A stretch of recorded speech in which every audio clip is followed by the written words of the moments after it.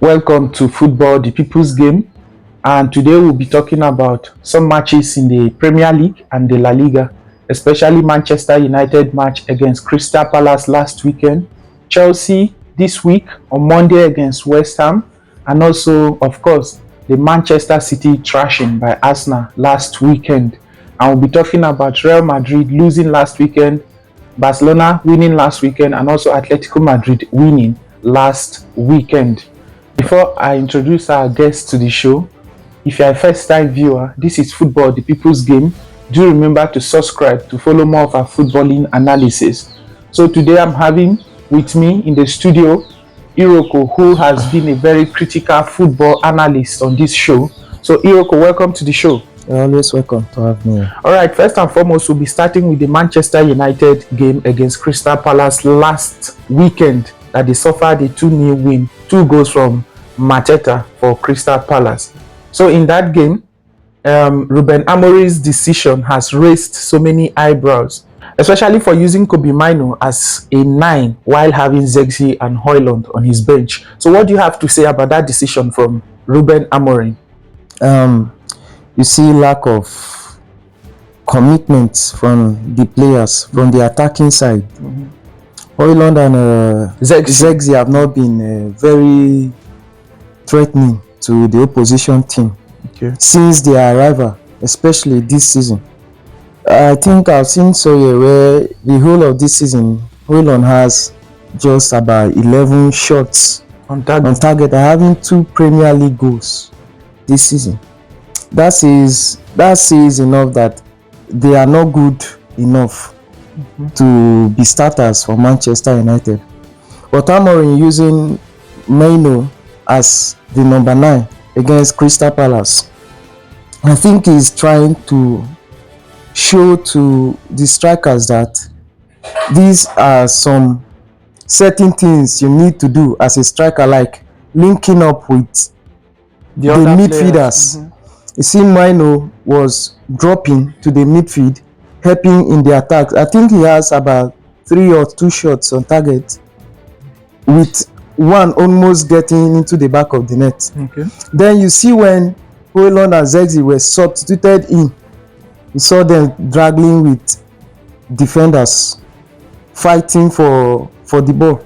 You didn't see that with Mainoo, though Mainoo is not a striker, but he has that sense of linking with other teammates, which Højlund and Zexi lacks.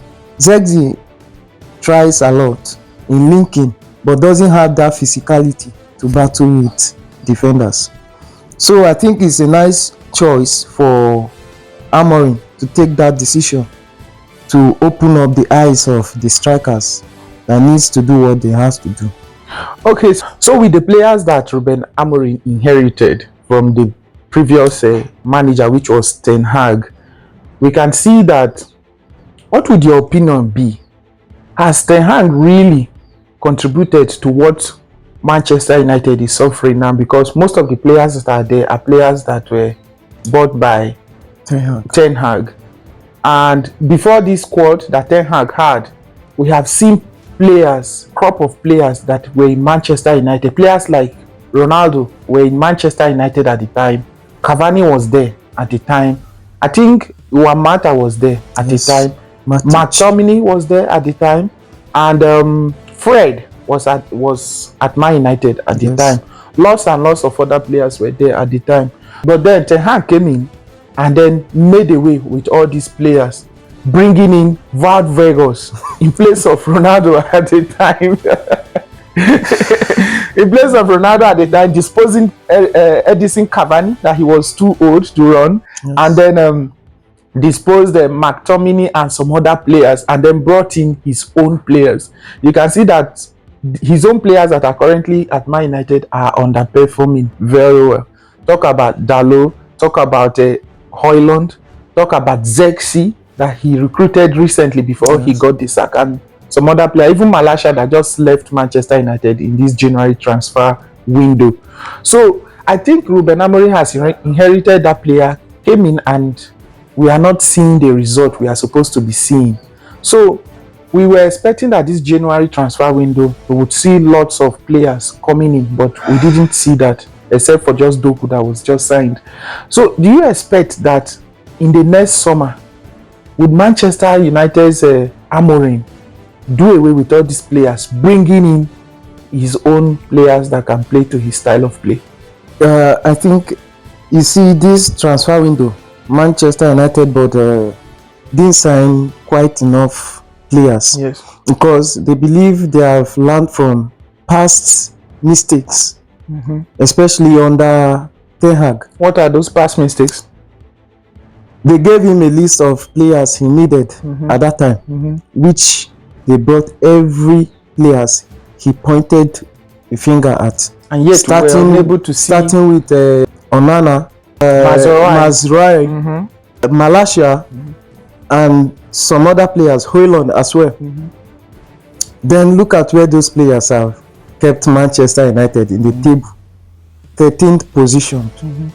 With just 29 points. With just 29 points, and they have not won up to 10 matches this season in the league. Yes.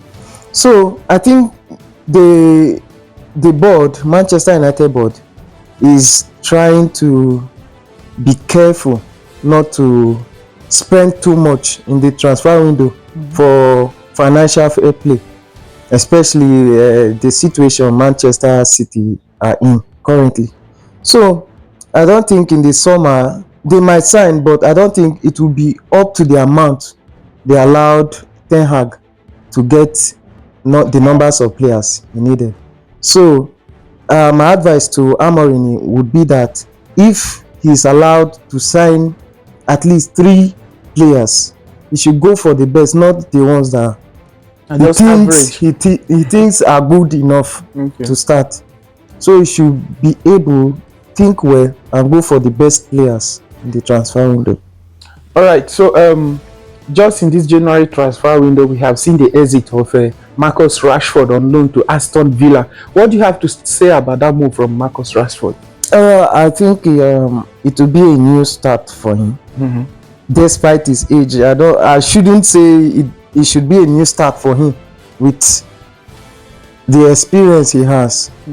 So, but with what has happened in his life in Manchester United and with Amorim, I think he should use that opportunity to start up a new career for himself in football. Okay. So if he plays well in Aston Villa, if he decides to play for Manchester United again, I think the coach will be willing to have him, because every club wants the best player. If he doesn't want to come back and go to somewhere else, good for him. I'll be happy for him as well. Okay. All right. So also we'll now be talking about Chelsea versus West Ham. Chelsea went down 1-0 into the game, but did a comeback with a 2-1 win for the blue side, and that has taken them into top 4 currently as we speak. So try to contenders again. Okay, winning that match and going into top 4, it rejuvenates. Staying in the top 4 means you are a title contender. All right, so there was a big call from Enzo Maresca in that match, benching Robert Sanchez for Chelsea, and that call has raised an eyebrow as well, considering the fact that before that match, previous weekend, which was against Manchester City, there was a lot of mistakes from Robert Sanchez, and he backed him up that he believed in him, despite the fact that Robert Sanchez knows that he's making mistakes. But going into that match, he was benched. So what do you have to say about some of these goalkeepers? I know previously in some of our shows here in the studio, you have talked about Onana and Sanchez and the mistakes that they are making. So what do you have to say about Sanchez? Does he have to keep up to maintain his spot back for Chelsea? Well, depending on the performance of the second choice goalkeeper for Chelsea and the performance of Robert Sanchez for Chelsea, if you compare these two performances, you see that the second goalkeeper is far better than Robert Sanchez. So, in my opinion, like I've said before, Onana and Sanchez, they can't perform more than they are doing currently. So I will advise the coach to go for the second choice goalkeeper, or bring in the theory of Mourinho, which he uses. He shares the competition among the goalkeepers. He did that while he was in Manchester United. Yes, he did that. David De Gea at the time was in goal for the Premier League matches, and Romero for Europa. Yes. So if you are out of your competition, then your only probability of keeping is when the other goalkeeper is injured. So I think if he cannot be consistent in good goalkeeping, they should take him to the lower competition and replace him with the second choice. Or if he's not contented with that, he use the best possible goalkeeper for his competition, especially as a new coach and your first season. You have to do away with those that are not willing, are not ready to fight up for you, put up a fight for you. Okay. Yes. And also last weekend, Manchester City suffered in the hands of Arsenal, and Arsenal are currently in second position with that win, with 6 points off Liverpool, although Liverpool are having one game in hand. So what do you have to say about that match, Manchester City versus Arsenal? You see, I was very confident about Arsenal winning the match even before it started, but I never knew the goal line would be that much. Okay. It took me back to when they dominated Chelsea, Man City. I thought, if they can play against Chelsea this way, then they are back on their feet. But despite that, I was still very, very hopeful and believed in Arsenal that they will trash Manchester City. But the problem with Manchester City is, I don't think it's injury. They have lost that confidence they had for the previous seasons. You see those, if you look into the eyes of the players during the matches, you see that they are not confident enough to play even as against smaller teams. The way they played against Manchester United, see, they are scared to play. Manchester City has tried well in this transfer window, but we've not seen the good performances of those players he signed, like Mamouche and the other defender. He should go for experienced players, especially those that are old enough in the game, not teenagers. Okay. That's what's happening in Manchester United. This is how Manchester United started, going for younger players that are not experienced. Mourinho tagged that panic buying. So if you want to succeed, if you want to excel in big clubs, you go for experienced players from the age of 25, 26, 7 and 30 years old. Okay. Those children, those like Garnacho, Menu, they don't have that ability of winning trophies. They can win matches, but they can't win trophies. That's what's happening in Arsenal as well. They lack that experience of winning titles. That's the difference. Okay. All right. So talking about Arsenal last night was eliminated from the EFL by Newcastle, and that has left Mikel Arteta being active in just 2 competitions this season, which is the Premier League and the UEFA Champions League, which are very impossible to win for them. So being eliminated from the EFL means that their hope of winning a title this season is slimmer than we thought earlier on. So what would that be for Mikel Arteta if he should go trophyless this season? Fortunately, he is already going trophyless. Okay. He'll go trophyless definitely. So my advice to the management is go and get an experienced coach. With this squad he has in Arsenal, if he brings in 2 good solid players or 3 good solid players, he's strong enough to win any title he wants to win. But due to inexperiences, Arteta is not ready to win titles or trophies for Arsenal. So they should do away with that coach. I think the missing piece in that Arsenal squad is the .9. I don't think they have Kai Havertz and Gabriel Well, Jesus. I don't think they can give Arsenal that push to give them the talking title. of point now, that's why I say that Mikel is not good enough to coach Arsenal. If you are talking of point now, look at Pep Guardiola. He won trophies without the point 9. You saw when he was benching Aguero, not starting Aguero. Sterling was playing the 9, or Mahrez or Gabriel Jesus playing the top 9 position in most games. So using the top 9 as an excuse not winning trophies is not good. It's not a good excuse. Okay. But in other ways, the top 9 is necessary. But with the amount of times they have spent in Arsenal, we should have won something very tangible for the club. All right, so that we are back into the La Liga. Last weekend, Real Madrid lost 1-0, and that has made them open the title race to Atletico Madrid that are just 1 point off the first spot.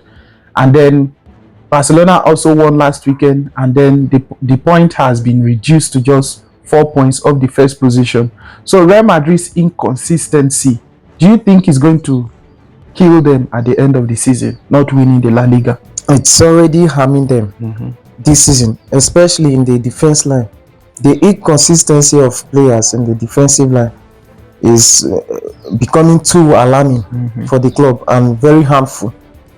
I know Real Madrid are a stubborn club.